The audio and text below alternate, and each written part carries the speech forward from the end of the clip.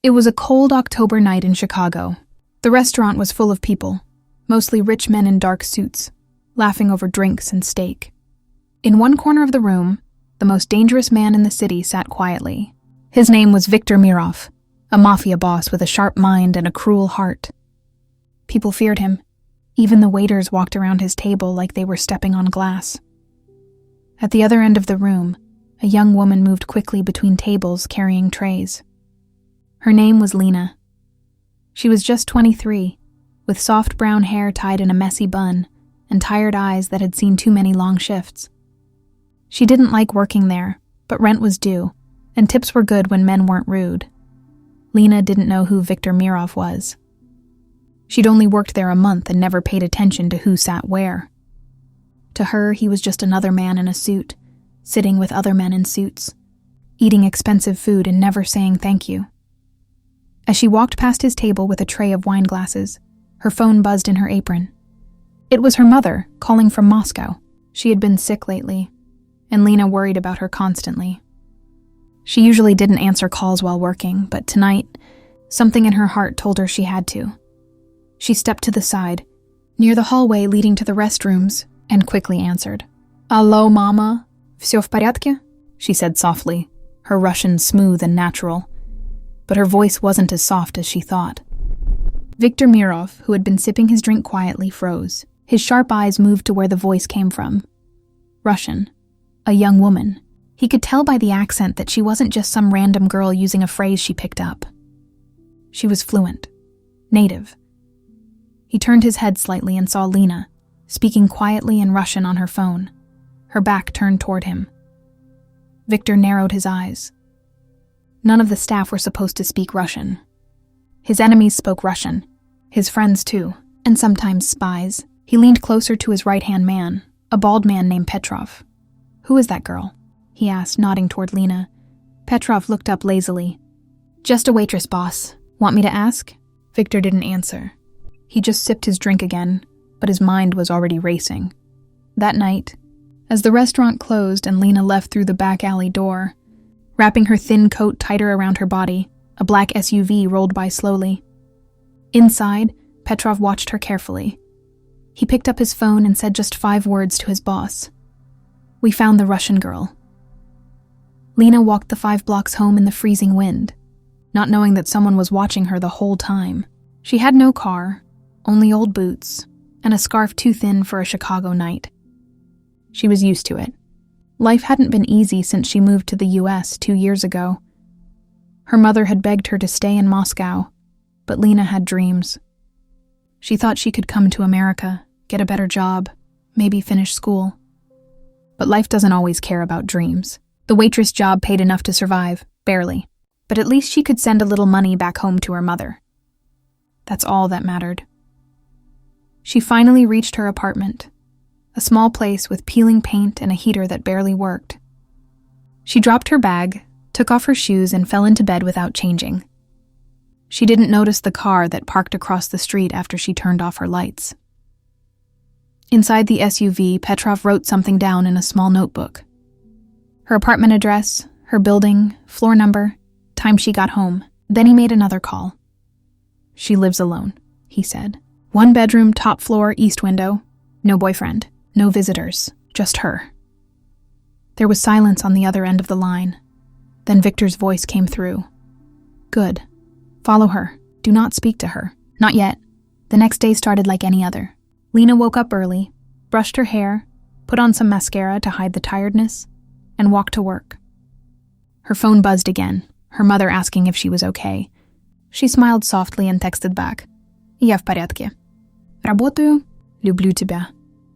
"I'm okay. Working. Love you." Back at the restaurant, Lena went straight into the routine. Coffee orders, men staring too long, cleaning tables, forgetting her own hunger. She didn't notice the man sitting at the bar, pretending to drink whiskey. Petrov had shaved his beard and put on a hoodie. He watched her all day. At one point, Lena caught him staring. She paused just for a second. He looked away too quickly. Something about him felt off, but she brushed it aside. She had bigger problems. Rent was going up again, and her manager had cut her weekend shifts. That night, after her shift, Lena stayed behind to help clean. She didn't notice when Viktor Mirov entered the building. He wasn't supposed to be there. He rarely came 2 nights in a row, but this wasn't about food anymore. He walked in with 2 men and sat at the same table in the corner. His eyes didn't leave Lena for a second. Lena's co-worker nudged her. "That guy's back. The one no one talks to. You know who he is?" Lena shook her head. "Russian Mafia, or something close. Don't look at him too long." She froze for just a moment. Russian Mafia? In Chicago? That seemed like something from a movie. But when she glanced over, just a peek, she caught Viktor staring at her. His expression wasn't angry or friendly. It was something in between. Curious, calculating. She looked away quickly and went to the back to wash dishes. Her heart beat faster now. Something about this man, something about last night. She felt like she had stepped into something she didn't understand. In the front, Viktor was speaking quietly with Petrov. "She's not just Russian," Petrov said. "She's educated. Accent says Moscow, but not poor Moscow. You can tell," Viktor nodded. "She doesn't act scared. She doesn't know who I am. Yet." Viktor smirked. "Not yet."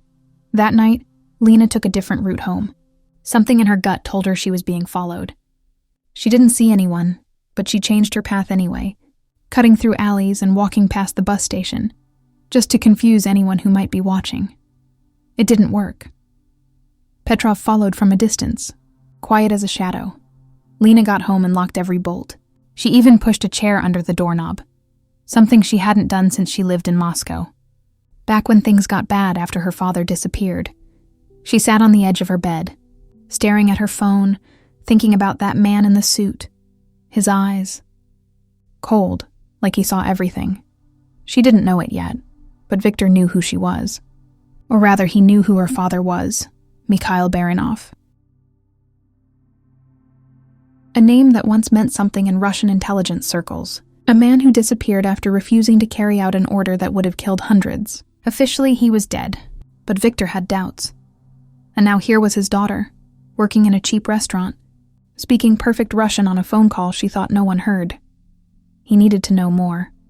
2 nights later, Lena came to work and found a strange envelope in her locker. No name. Just a white envelope with her name written in perfect Russian handwriting. Elena. She opened it slowly. Inside was a single note, typed, "You speak like Moscow, but you hide like America. Meet me tonight, or I'll come to you." There was an address, a small cafe 2 blocks away. Midnight. Lena's hands shook. She looked around the locker room, but no one was there. Her throat felt dry. She knew deep inside. This was not just some man asking her out. This was a warning, a choice, and maybe a trap. Lena stood frozen in the locker room, the note shaking in her hand. Every part of her body screamed, "Don't go." But a voice inside her whispered, "You can't run forever." She stared at the clean, simple typewritten words. They felt like a finger pressing against her chest. That night at closing, she pretended everything was fine. Smiled at customers, made polite jokes with the kitchen staff. But inside, her heart raced like a train off the rails. She didn't know what to expect at midnight, but something told her this wasn't about her. It was about her father. At 11:40, she clocked out, said goodbye, and walked out the back door. She didn't go home. She turned right toward the cafe. The wind was sharp, cutting through her coat like needles. She passed a group of drunk college kids, laughing loudly, carefree. She envied them. For them, midnight meant parties or pizza. For her, it meant stepping into the unknown, into the hands of someone who might want her dead. The cafe was nearly empty. Just one sleepy barista and a man sitting in the back booth sipping black coffee. The lights were low. Soft jazz played on the speakers. She walked in slowly. The barista looked up but didn't say anything. The man in the back booth raised his eyes. Viktor Mirov. He wore the same black coat as always, but now Lena saw him differently. Not just a rich man, not just a customer, something far more dangerous. He didn't move. He just nodded toward the seat across from him. She sat down. For a long moment, neither of them spoke. Lena's eyes were fixed on him, trying to read his face. He was older than he looked from a distance. Late 40s, maybe, but sharp. Every movement felt calculated, like he was playing chess while the rest of the world played checkers. Finally, he spoke. "Your father's name was Mikhail, wasn't it? Mikhail, wasn't it?" Lena's breath caught. Her heart pounded like it might break through her ribs. "How do you know that?" she asked quietly. Victor leaned forward. "Because he saved my life. Twice." Lena blinked. That wasn't what she expected. "I was a younger man," Victor said. "Not so smart. Your father was part of a group inside Russian intelligence. He had enemies. So did I. One night, a deal went wrong. I was bleeding in the snow, left for dead. He pulled me out." Lena stared at the man in front of her. Victor's face didn't show gratitude, just cold memory, like he was talking about something from another life. "He disappeared after that," Victor said. "Vanished. Some say he died, but some say he escaped. Took his wife, his daughter." Lena nodded slowly. "He did. We ran. But he died 2 years later. Cancer." Victor looked into her eyes for a long moment. "Did he ever talk about me?" She shook her head. "No, he didn't talk about anything from Russia. Not after we came here." Victor didn't look disappointed. He looked thoughtful. "You sound like him," he said. Same voice, same eyes. "You know, when I heard you speak Russian in that restaurant, I thought for a moment, maybe he was alive. Maybe he sent you." Lena frowned. "Sent me? Why would he send me to you?" Victor gave a small smile. "Because I owe him. And in our world, debts are paid." She didn't understand. "What do you mean?"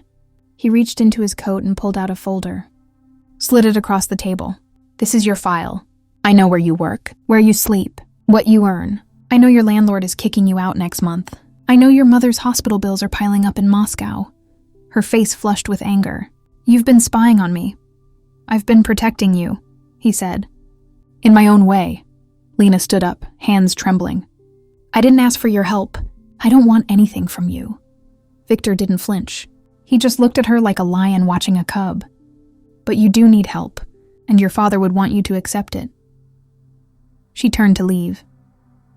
"You're in danger," he said, almost casually. "Others heard you speak Russian that night, too. People who don't owe your father anything." She stopped walking. He continued. "There are men who think your father stole something before he vanished.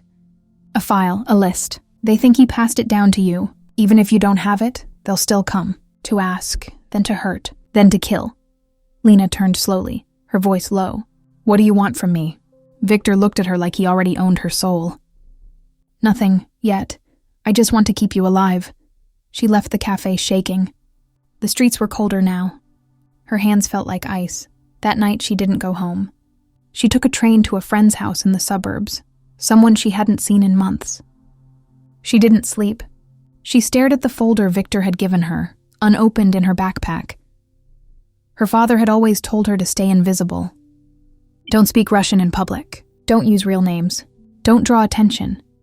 And now she had done all three. And someone like Viktor Mirov had noticed. Whatever her father had done before, whatever secrets he died with, they were waking up now. And Lena was no longer just a waitress. She was a target. The next morning came without sleep. Lena sat on the edge of her friend's guest bed, staring out the window as the sun pushed through gray clouds. Her body was still, but her mind was a storm. Her friend Katya, another Russian immigrant working 2 jobs, hadn't asked too many questions when Lena showed up late and pale. She just offered tea, a blanket, and a place to rest. But Lena hadn't said a word about Viktor Mirov or the warning he gave her. She finally opened the folder. Inside were photographs, documents, even phone records. Pages printed from online databases and old government systems. Her birth certificate, her mother's medical records, her own application for a visa, even a faded photo of her father in military uniform. Back when he still smiled, but one paper stood out. A translated document labeled K-12 Operation Manifest Internal Watch List. A list of names, mostly crossed out. Except 2, Mikhail Baranov, Elena Baranova. Lena's heart sank, so it was true. Her father had been involved in something big, something dangerous enough that someone still kept that list hidden for over 10 years. She understood now why he had moved them across countries, changed their names, made her promise to never speak Russian in public. He had been hunted, and now they were hunting her. Later that day, she went back to her apartment to collect a few things. She was nervous the entire way there, glancing over her shoulder every few steps. She waited until the street looked empty, then entered quickly, locking the door behind her.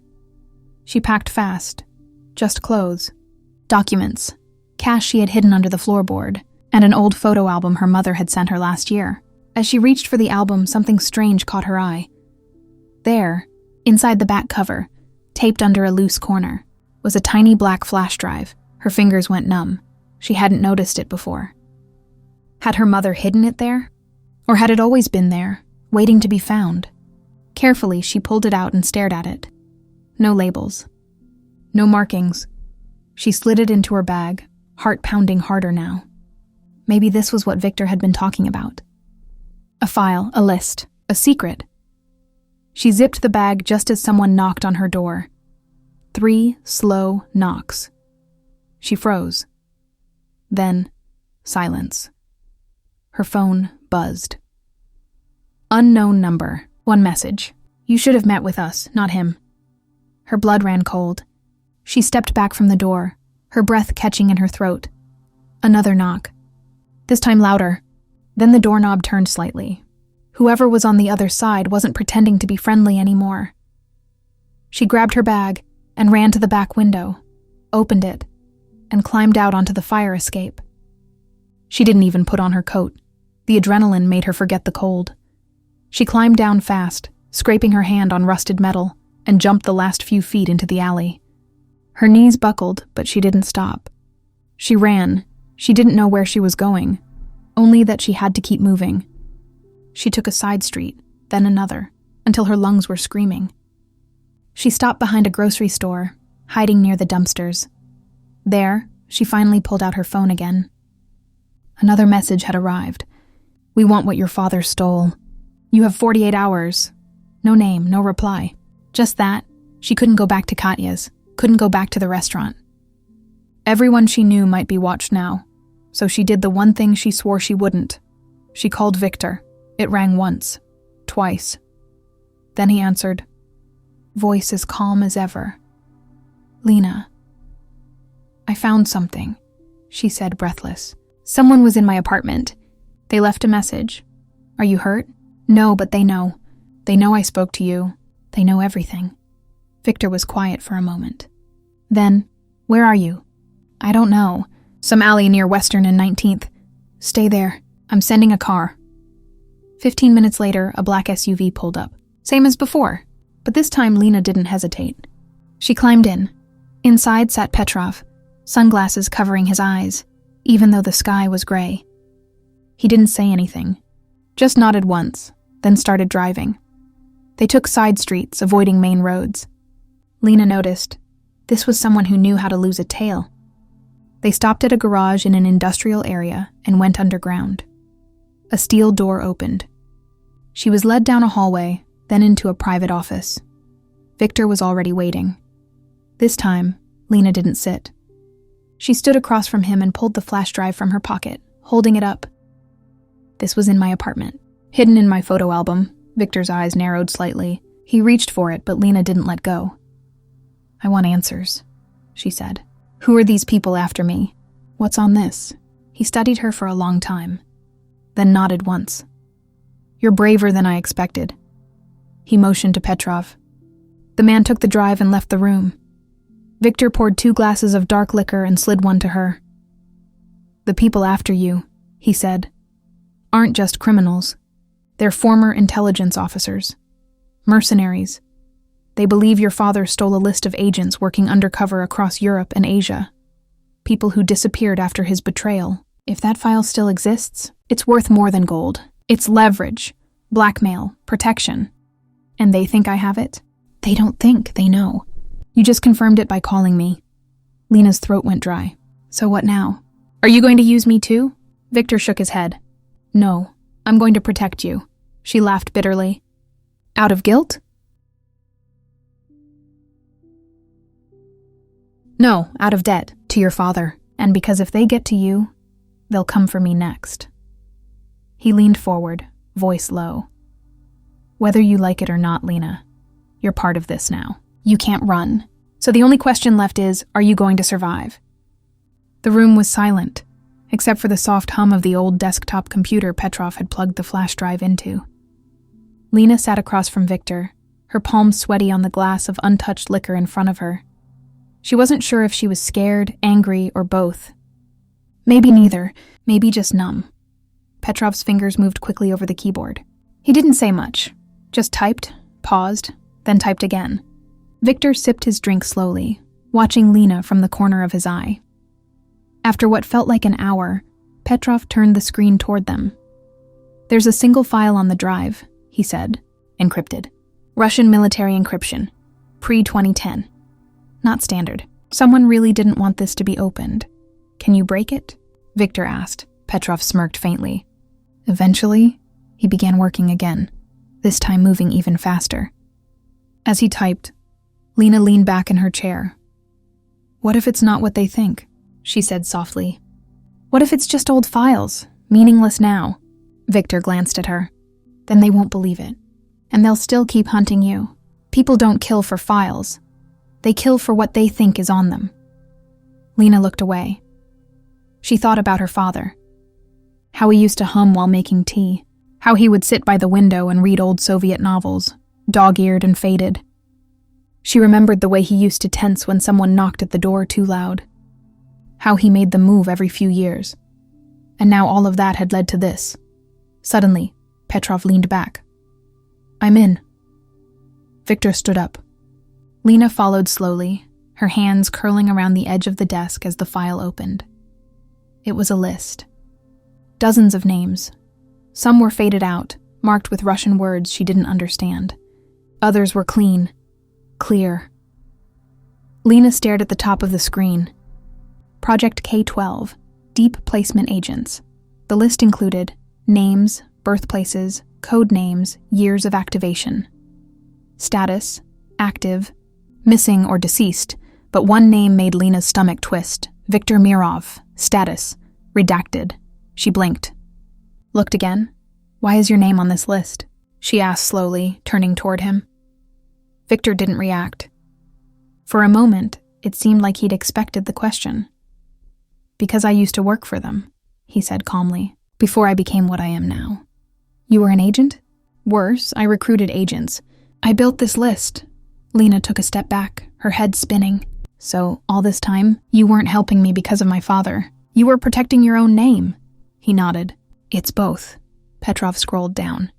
"Some of these names, they're still active. One of them is living in Chicago under a new identity. That's why they want this list so badly. If it gets out, dozens of deep cover agents are finished. Dead." Victor looked at Lena. "Your father stole this list to protect those agents. Some of them were innocent, whistleblowers, people who tried to defect. He wanted to expose the ones who were corrupt. Not all of them." Lena's voice was a whisper now. "So why didn't he destroy it?" "Because destroying it wouldn't erase the danger. He thought if he hid it long enough, the people chasing it would die off. He was wrong." A sudden alert flashed across the screen.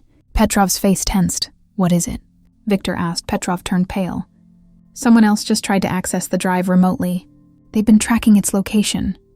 Lena's blood ran cold. "They know we're here," Petrov said. Victor acted fast. Wiped the copy. Locked down the building.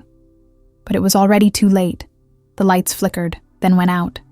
Complete darkness.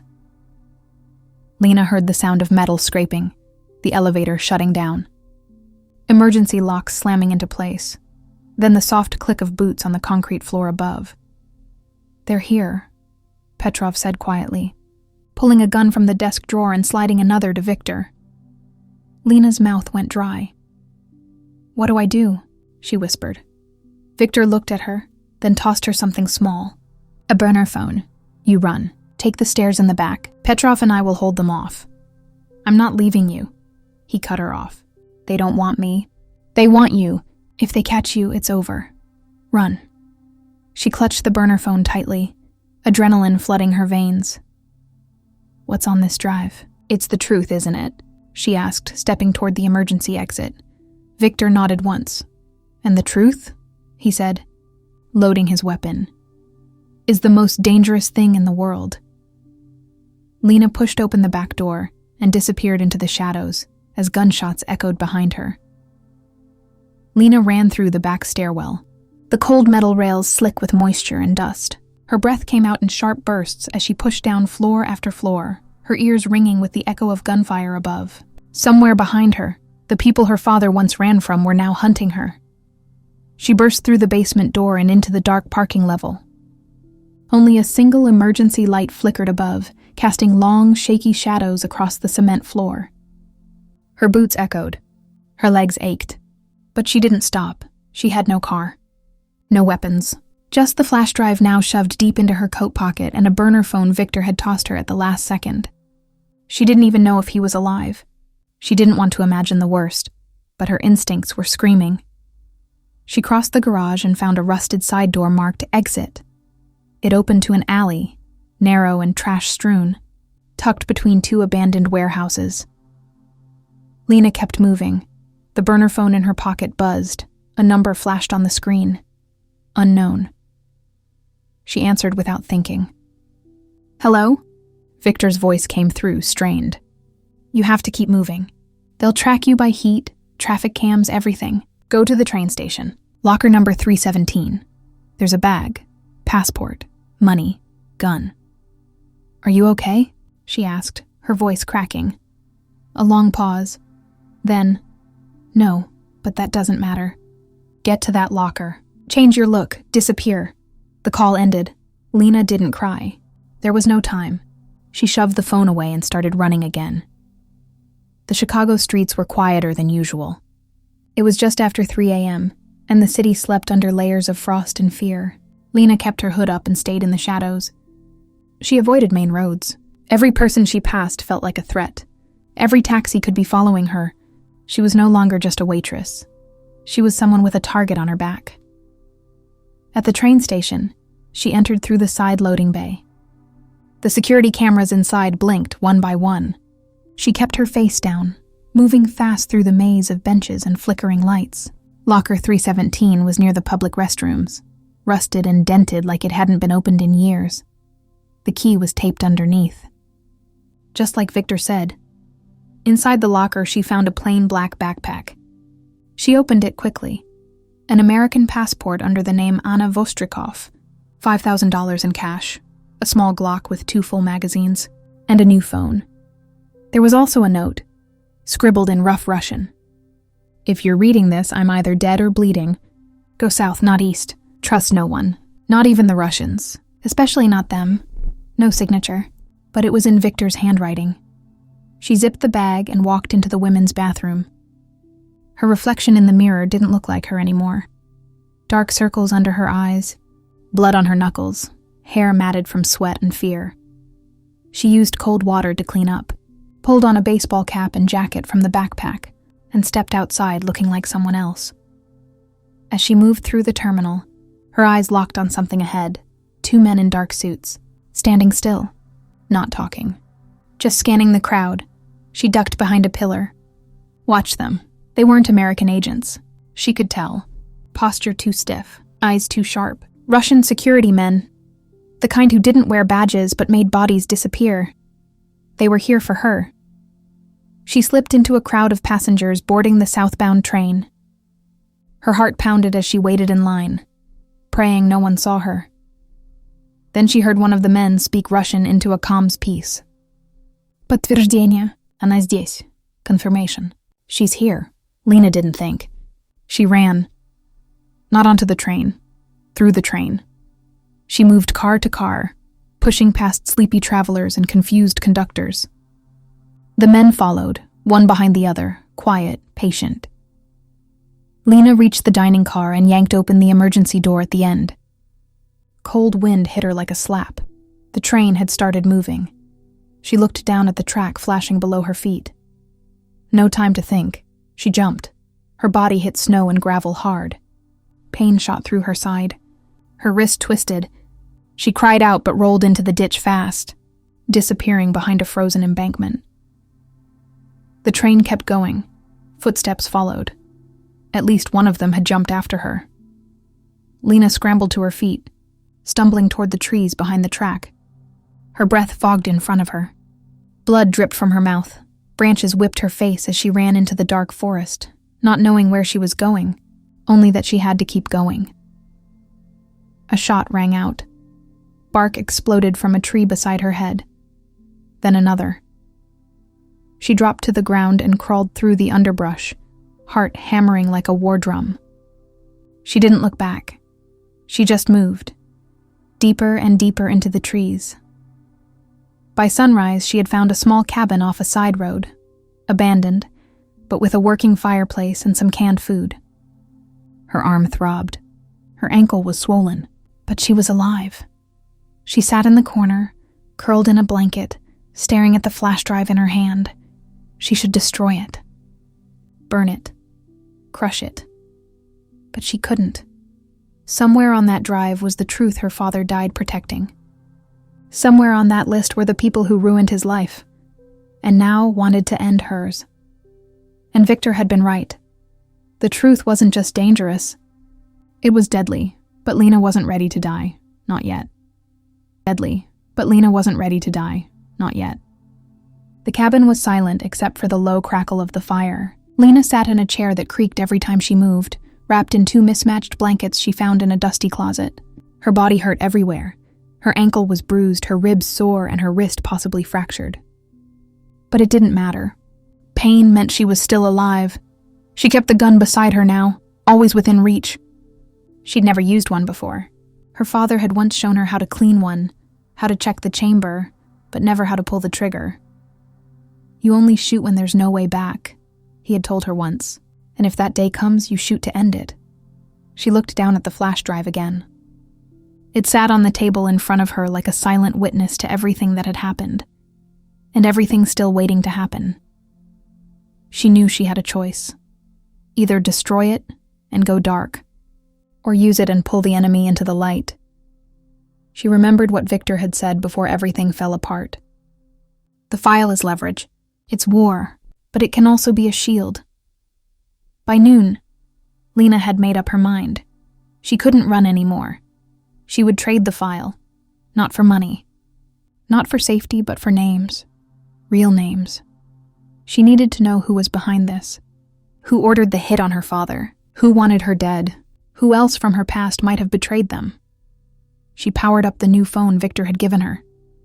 It came preloaded with a secure app, one contact. The name was simple, Kovalenko. She typed one message. You know who I am. I have what everyone's looking for. Meet me, alone, tomorrow, noon, Midway Station. If I die before then, the file goes public. Then she turned off the phone. She had no idea if the message would reach the right people, but if it did, Kovalenko would come. He had to. He wasn't just an agent. He was once her father's handler. A man who vanished right before everything collapsed. Some whispered that he ordered the hit on Mikhail Baranov. Some whispered worse. That night, Lena didn't sleep. The fire burned low, casting long shadows across the wooden floor. Every sound outside made her reach for the gun. Wind, a branch, a rustling. At one point she thought she heard footsteps, but when she stepped outside with the gun shaking in her hand, the snow was untouched. Still, she didn't go back to sleep. She just waited. Waited for dawn. Waited for answers. At 11:55 the next morning, Lena limped into the Midway Station, wearing a scarf over her face, sunglasses, and a hood. Her backpack was tight against her shoulders, the flash drive zipped in an inner pocket, the gun hidden in a small sling across her ribs. She sat near the large windows, facing the entrance. At 12:06, a man walked in, tall, gray hair, a long coat, eyes like broken glass, Kovalenko. She recognized him instantly. Older now, slower, but still deadly. He walked toward her without hesitation, sat down across from her, folded his hands on the table. You look like him, he said calmly. Your father. Lena didn't answer. I always told him this day would come. That secret's rot, that the past always digs itself out. She watched him closely. Did you kill him? Kovalenko gave a small, humorless smile. No, but I sent the men who did, so yes. In the end, it's the same. Lena's stomach twisted, but she didn't flinch. He had the list. He was going to leak it. To the West. He thought he could clean the system. Naive man. He wanted to stop people like you. People like me are the reason your family made it out of Moscow alive in the first place. He snapped. Don't forget that. She leaned forward. You're going to tell me every name on that list. Every name my father protected. And every name that betrayed him. Kovalenko narrowed his eyes. Why would I do that? She reached into her coat slowly and placed the flash drive on the table, right in front of him. Because I don't want this, she whispered. But I will use it. He didn't touch it. Just looked at it. Where's Mirov? He asked. Dead, she said coldly. Because of this list, Kovalenko nodded once.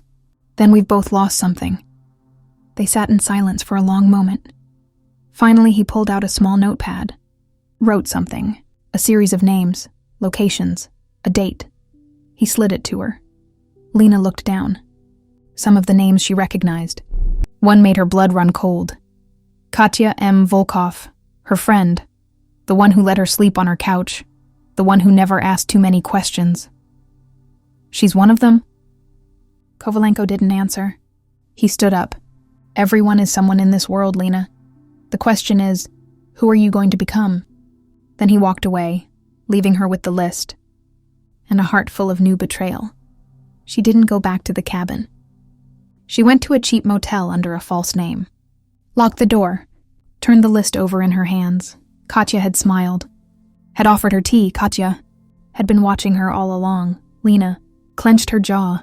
She couldn't trust anyone, but she didn't need to anymore. She had the truth now, and truth was her weapon. Lena didn't sleep at the motel. Paper Kovalenko gave her sat on the nightstand like it was ticking. Names, locations, hidden files, betrayals. And at the top, Katya M. Volkov Katya, the girl who had shared meals with her, laughed with her, held her hand when she cried over her father's death. And now, Lena knew why Katya never asked too many questions, because she already had the answers. Lena stared at the ceiling as the sun rose. Her body ached. Her mind burned, but there was no fear anymore. Only focus.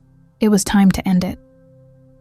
By noon, Lena had everything she needed packed, the gun tucked into the back of her jeans. The flash drive hidden in her bra. She wore plain jeans, a jacket, no makeup.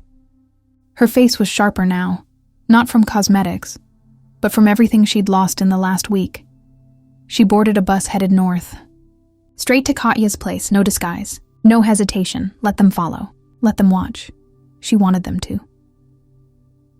Katya answered the door with a fake smile that cracked the second she saw Lena standing there, calm and still like a loaded gun. Lena? God, where have you been? Don't lie, Lena said, quiet, firm. Katya blinked, stepped back. I don't know what you mean. I gave you my trust. You gave them my location. You've been reporting since the day I moved in. Don't insult me by pretending. Katya's eyes flicked to the side, toward the kitchen. Her right hand moved just slightly. Lena pulled her gun. Don't. Katya froze, then slowly raised both hands. I never wanted to hurt you, but you did. My father trusted you. You were at his funeral. Katya looked away, guilt crawling over her face. They told me he was dangerous, that he betrayed everyone. They lied. I know that now, Katya whispered. But I didn't back then. I was scared. Lena didn't blink. So was I. Silence fell between them, thick as concrete.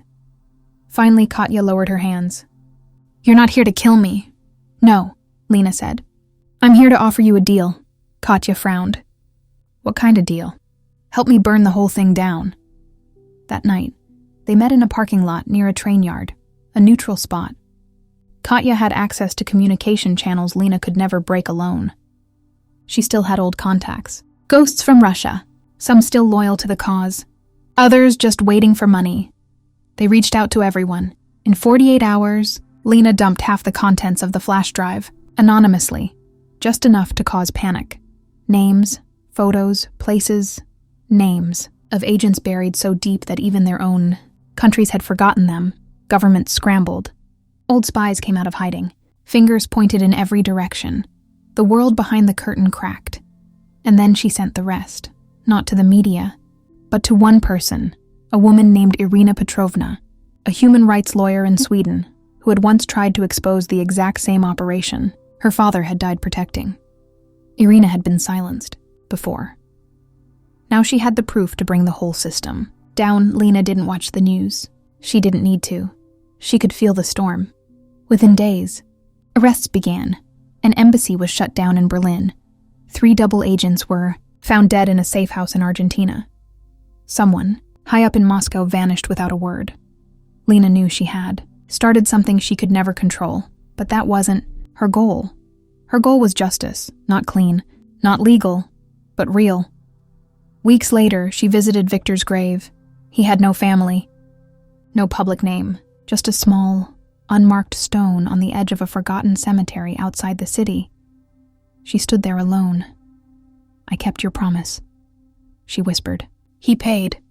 So did the rest." The wind rustled the trees. She closed her eyes, hearing her father's voice. "You only shoot when there's no way back." She had pulled the trigger on the past, and there was no way back now. Lena lives off the grid. No more waitress jobs, no more small apartments. She's not hiding anymore. She's watching, because the war behind the war isn't over. The list was just the beginning. And if they come again, they'll find a different woman waiting. Not the waitress, not the daughter, but the ghost her enemies created. And this time she won't run. She'll end it. The end.